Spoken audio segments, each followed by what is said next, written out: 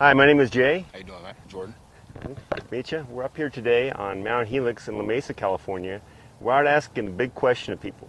What happens after you die? Your eyes go closed, and what happens next? Something or nothing? If you believe in something, what is that something for you?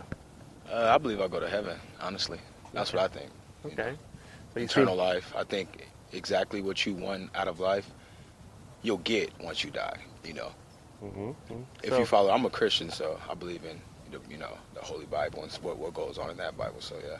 That's something you believed all your life? Is it something you come to realization? I wouldn't say all my life, more of when I got kind of older, because I didn't pray, I didn't look at the Bible, I didn't do anything when I was 15, 16, 17. Once I got 19, 20, started being on my own, that's when I actually start, looking in the book and actually figuring out what God is and how it works and everything like that. Did that something that you figured out on your own, or you knew somebody that kind of helped you along the way there? No, I'll say I figured it out on my own. It was just something that I just, started doing. I just started, praying, and saying I needed God, and started doing that, really. Nobody really kind of guided me or said, let's go to church, or let me read you the Bible, and this way is right, this way is not right. I just kind of, did it on my own, basically, Yeah. Good. You go to church in the area, or? I don't. I believe in church. I believe in church. I believe in people who go to church. I just feel I don't have to go to church in order to, believe in God and worship God. I do go to church here and there for my family, but I don't go to church consistently all the time. Not saying anything about people who do go, who don't go. Yeah. I'm just not a person who goes all the time, because I believe the temple is actually in you. You don't actually have to go to church and actually to worship God and stuff like that. So that's just what I believe. But I don't knock anybody who go to church. That's right. I love church. Well, it's church is the body of believers that get together and they worship our God, the God of the Bible.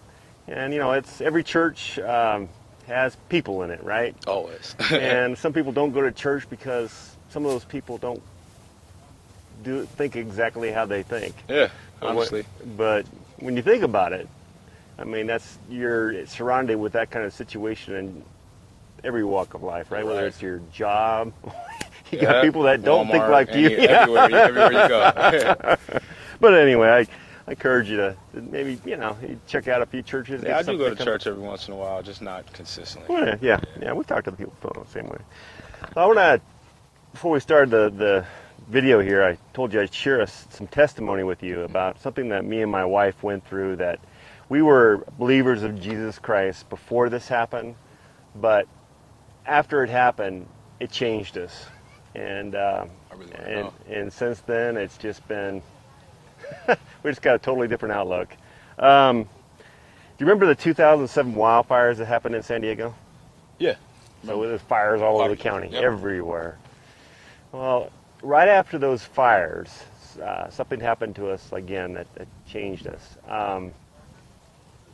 We were living in Hamul at the time of the fires, and we were evacuated from our home, okay?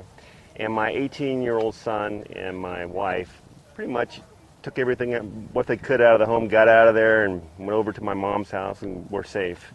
After we got to return to our homes and everything, my 18-year-old son, he jumped into a used car, and that we just bought right before the fires, and he hadn't really had a chance to really drive around in yet.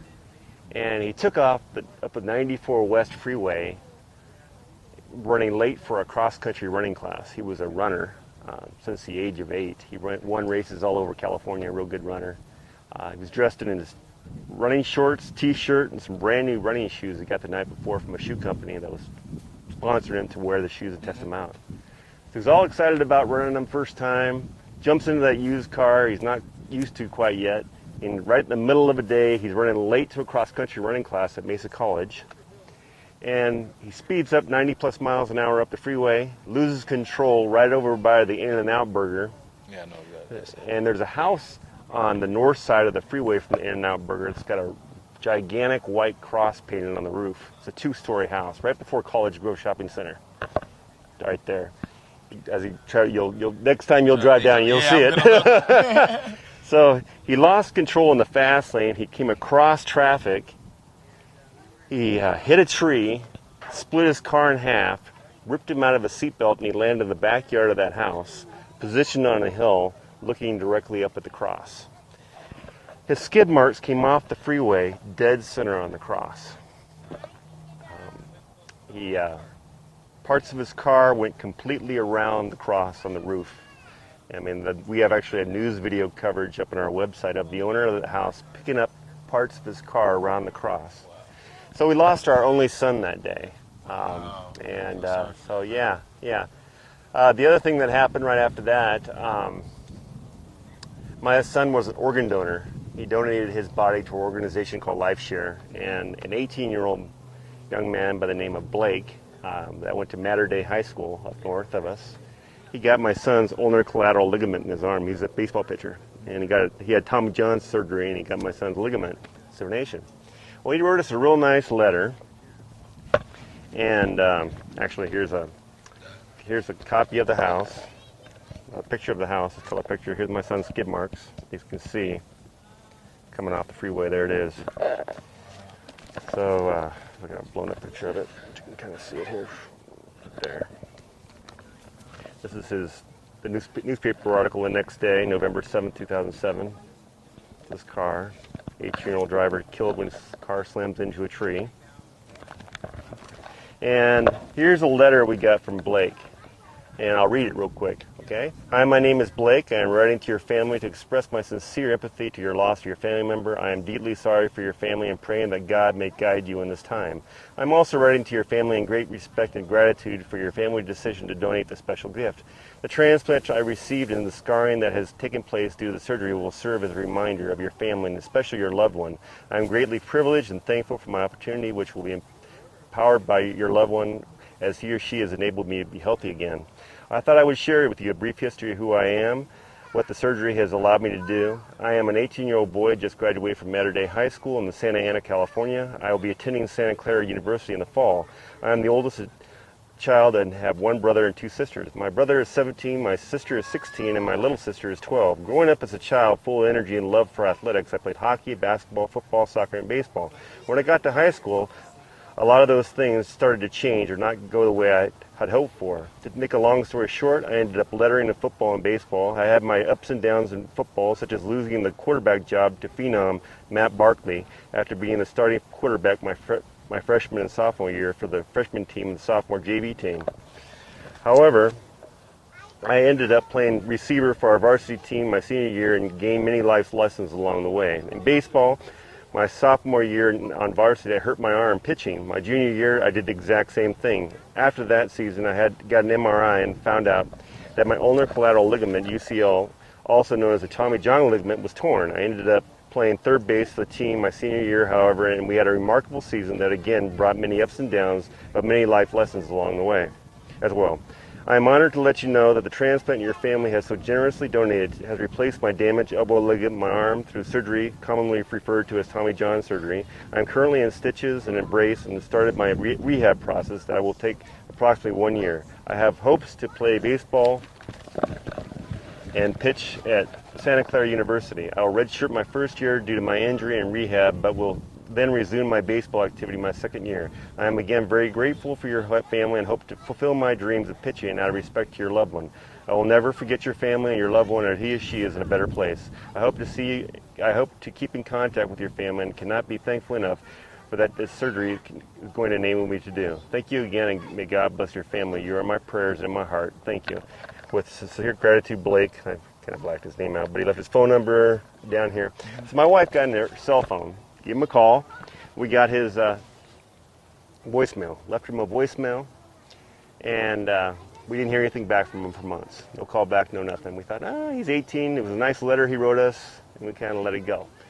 Well, one day my wife and I were foster youth mentors. We take kids from the county out and we camp with them, bike ride with them. We've done it for many years. And one day we were taking our foster youth mentee. His name is Davion. And we were taking him to Coronado on a bike ride. We were driving from Hamul to Coronado. We were on the 94 West Freeway. And we were right in front of the house that my son lost his life.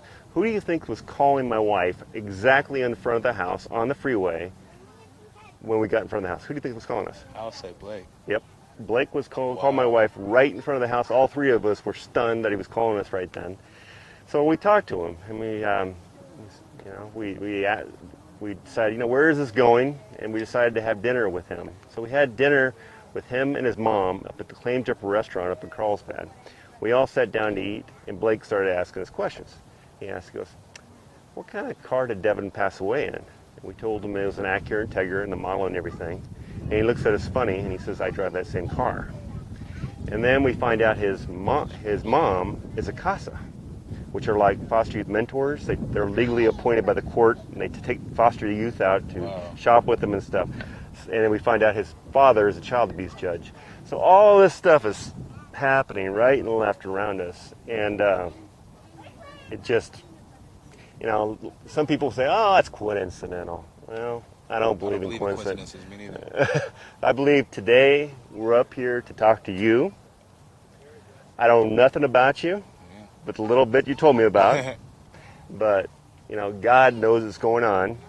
And he may have used this conversation today to maybe strengthen you, to give you reassurance you're on the right path in your life, to stay on it, because it's hard. Yeah. This life pulls you right and left. It wants you to go the opposite direction constantly, right? Yes, sir. Tell you one other thing. A lot of people say, why would a good God take your son like that? It sounds like a great young man. Why would he take a son? That's my son right here. Why would he take a son like that? Why? I don't understand it. Like cancer and all this other stuff that goes on in life. I can't believe that a good guy would do that to young people like that. And what I tell him is, I'm not the God of this universe. There's a lot of complexity, a lot of things that I can't begin to try to understand how he did it. But I know I have to trust that he had a plan there. And I know one thing that occurred from the loss of my son. His best friend was still in high school. His name was Adrian. He accepted Christ at my son's funeral. Okay, could that have been that? Maybe. Who knows? God knows that. The other thing that occurred with Adrian, he ran right after my son's funeral, he ran the San Diego Cross Country Championships. And it's where all the high schools get together from all over the county, and they run races down at Morley Field. Well, on that day, the Steel Canyon varsity team wore headbands with my son's name on it and the year he passed. They ran the race that day with that headband on. They won the entire race. My son's best friend won everything. He won the whole thing. So he ended up getting a scholarship to Chico State University, and then he went on collegiately and ran the Western Regionals in Hawaii, and he took second in the Western Regionals. So there's his path. He's doing great. We still hear from him today, but to these days anyway. But God's working. He's working all the time, and I just want to thank you for believing in Jesus and continue to hold tight to Him, stay in His Word. Church is again a body of believers. They're there. It's the body of Christ. They're there as united. There's people that walk into that church the very first time, don't believe in God, don't believe in nothing, and those body of believers can help tell that person about Christ, right? You can, and there's different levels of people that have walked with Christ for a lot of years that you can get close to and learn from to help strengthen you. You're right. You have to go to church in order to be saved. I don't see anything in the Bible that says you have to go to church in order to be saved. Okay, I went to church. But but sometimes people don't go to church because they've had a bad experience from here and there. It's kind of they turn it off to it. But I encourage you to continue to try to find that church that God wants you in, because again, it just helps you get through it. You go through a week and you have stuff happen to you. You go to church, helps you reconnect, get back on the right path again, so you can face another week. Exactly. And you just need those times during your week to get you reconnected back again. Yeah. But I don't know how often you read the Bible. I also encourage people to read the Bible. Yeah, I don't read it. I just listen to it. Okay, now. good. Headphones, listen to it. Yeah, encourage people 10, 15 minutes a day out of your life. Just plug in, listen, and just make it a habit of yourself to do each and every day, and pray.